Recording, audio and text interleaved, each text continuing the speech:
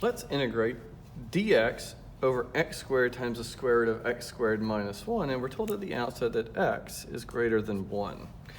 Well, that's nice to know. It protects the domain of the square root function. It lets us know that x isn't going to be negative, and what it really does is it sets the stage for me to be able to do this trigonometric substitution without having to worry about anything about domains or ranges. So let's take a derivative here.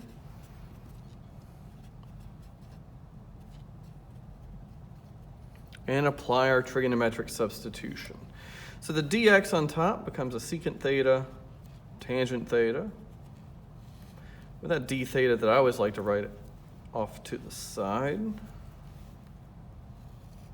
let's see, secant squared times the square root of secant squared theta minus 1, well, that's tangent squared theta. Take a square root, and we're just going to get a tangent theta. Well, we have a whole bunch of stuff to cancel. There's a secant to cancel with that one of those. The tangents just cancel and end up with a 1 over secant, which is cosine. The antiderivative of cosine is sine theta plus c. If I use my original substitution to create a right triangle, I can rewrite this in terms of the original variable. Secant theta is equal to x.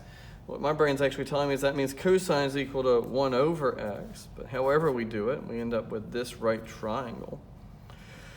And so I'm looking for sine, the opposite over the hypotenuse. And there's our antiderivative.